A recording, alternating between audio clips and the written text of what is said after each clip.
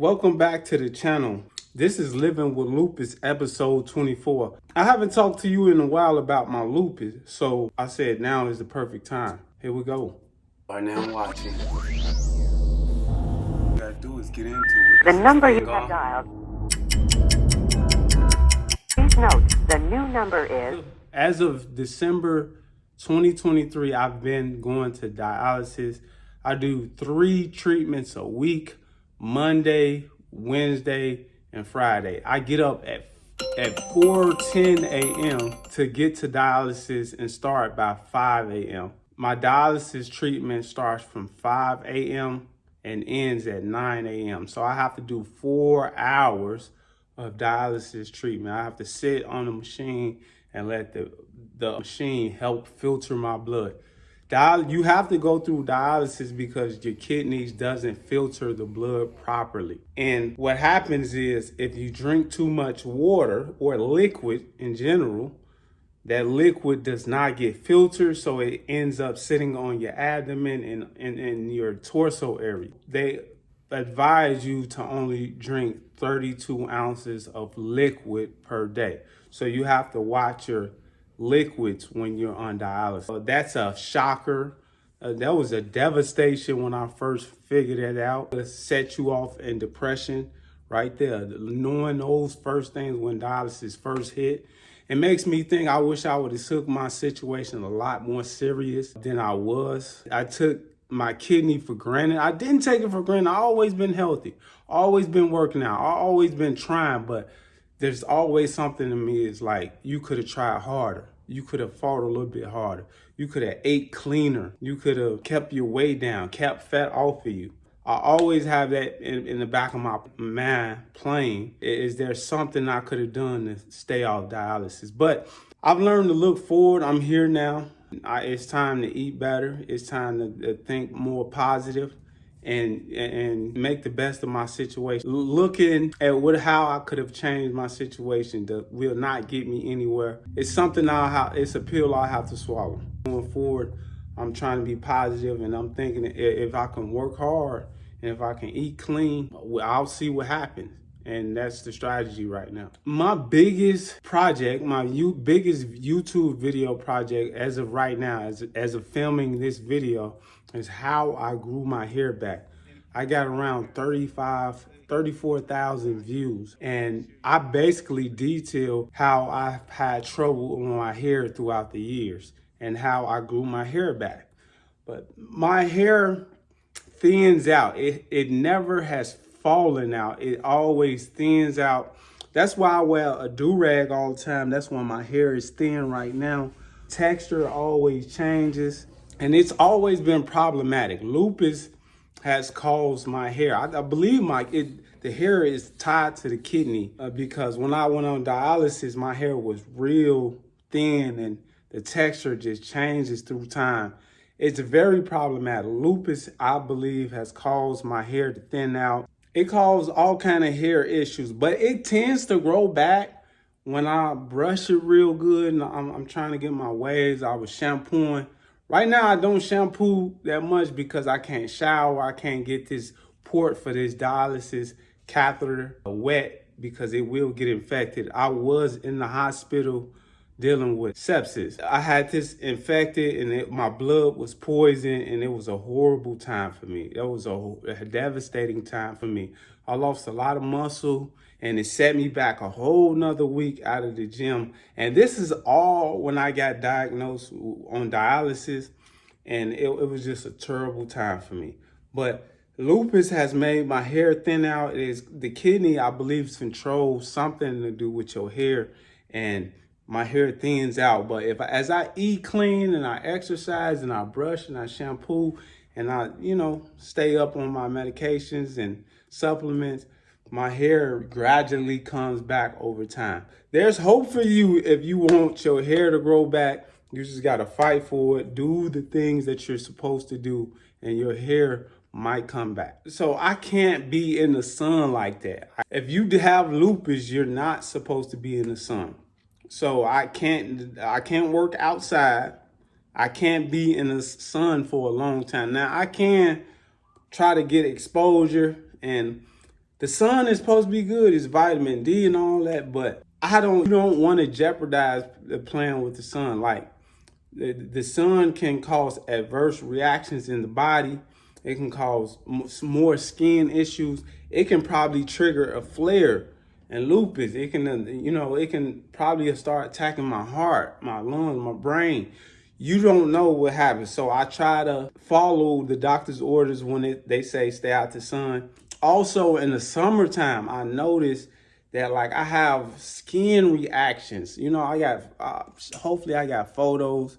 I could show you more skin reactions, but I have skin reactions. I feel a little like it's hard to explain, but it's some kind of reaction I get in the spring, summertime where my skin, and when I'm outside in the sun, it doesn't feel right. Lupus comes in different forms too. There's a skin lupus and there's a internal lupus, lupus nephritis, where the lupus attacks your organs for no reason. And it does what it wants to do. My kidneys got destroyed, basically. You can't feel anything. I don't feel any pain. And by the way, I don't have the joint pain. I don't have this tiredness. I'm never tired.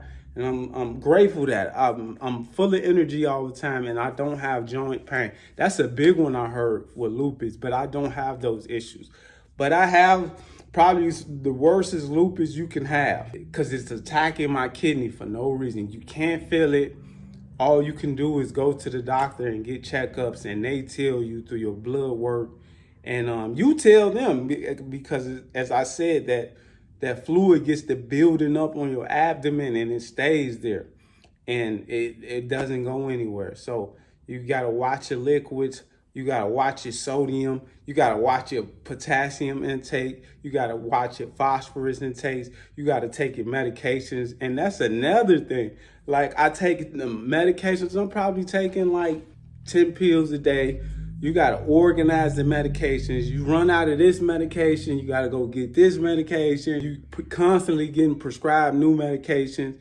It's a mess. Lupus messes with me in that regard. It's a mental battle as well as a physical battle. You got to be ready for this. You got to be prepared. It gets better with time. It feels like the end of the world when I first got diagnosed. When I first heard of all the symptoms, I just dropped my head. And I think, oh my God, I got to go through all of this stuff. But I was still optimistic and faithful that they had the wrong diagnosis or it's not going to be that severe for me. And through time, the lupus was chipping away at my kidney. And I was going to the doctor and they was just saying, stay away from sodium. You shouldn't be going out to eat. And I thought I was following those orders, but it eventually came for me and there was nothing I could do. My teeth are an issue. So I have lupus, right? And I also have this thing called a protein C deficiency. That's a blood disorder. So I'm on warfarin. I take medications to help with my blood. And since I'm on warfarin, any procedure I get in the hospital or the dentist or whatever, I have to get passes from my doctor. I have to get my levels right. Okay, in this case, for the dentist, I had to go to the dentist and ask them to call my kidney doctor, my blood doctor, and see if everything's okay. They need written approvals from these doctors, and it's hard to reach the doctor and get their confirmation. It's a nightmare. So I can't get my teeth clean like a normal individual.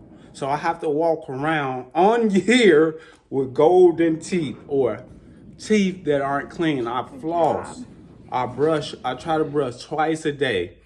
I gargle. I'm fighting for my teeth to get them clean. I haven't been in the dentist like I should be because of this issue. I'm still fighting right now, trying to get my teeth clean. I don't want to be on YouTube with gold, like my teeth messed up and people like, oh, he needs to brush his teeth or get his teeth clean. Trust me, I'm fighting for my teeth. I want my teeth to be clean and white. And I just want to be like a regular person, but that's the story. I'm fighting to try to get into the dentist, but I can't. If you don't have money, That's a huge problem for you. A lot of problems. You're gonna have a lot of problems if you're not financially well off. If you have lupus, but that's the issues with my teeth, and I'm working on getting that fixed. For vacations, like there's literally no thing as a vacation for lupus. Everywhere you go, you taking lupus with you. There's no such. My vacations aren't the same. Everywhere I go, I got to think about I'm on dialysis. I got to take my medication. Can't be in the sun. I can't be drinking this. I can't be eating that. You know, there's no such thing as a vacation with lupus. That's a devastating part of lupus as well. I'm telling you all this information in case you ain't got. I remember when I first got lupus, there wasn't anyone that could share their story with me and let me know what to expect or how should I think. You should be optimistic and you should go to work right away. The good thing is you can probably treat like the severity. If you got diagnosed with lupus and if they're telling you you might have lupus, go to work right away. I would get rid of the sodium out of my diet. I would drink nothing but water. I would stay away from stressful situations. Stress causes flares. Stress will cause your lupus to go crazy. So get out of the stressful situation. I would get as much sleep as I possible. I would get 8 hours of sleep. I would train. I would exercise. Exercise has been my savior. I'm telling y'all, I believe that I'm here today because I was practicing exercising. I was practicing eating right. Your physical, that's probably the number one thing, your physical fitness. If you're thin, if you have less weight, that means less work for your heart. The less fat you have on your body, the more efficient the blood flow is through the body. If you have a lot of fat on you, the heart has to work through all that fat, causing more stress to the heart. So the biggest thing is to lose weight, eat right, and exercise, stay away from stressful situations, and regular checkups too. Go to your doctor's appointment. I could have did a lot better with going to my doctor's appointments and checking on my health. That's my advice for you. I had beautiful fingernails at one point. My fingernails were beautiful, but now I got discoloration, my nails won't grow, and my toenails are pretty much the same way. I ain't got clips of that, but I had beautiful fingernails. The lupus has destroyed my fingers, and you probably seen it a few times on a couple of my videos. This discoloration and my nails won't grow, and they like disformed. They don't grow right. It's just horrible. The doctors really haven't given me a name for this or a condition or whatever. I'm just stuck with jacked up fingernails and they really don't know why. I thought I would share this in this video. That was Living with Lupus episode 24. I hope you enjoyed the video. There's many ways you can support the channel. Use my affiliate links in the description. Check out a few of my diet videos, my workout videos. I got plenty of stuff on here that'll help you with your fitness journey, as well as your journey with lupus or your autoimmune disorder. That's what I'm here for. I'm here to support you and help you out. Let you know you ain't in it by yourself. I'm gonna see you in the next video. That's all I got for you. It's Justin Parks.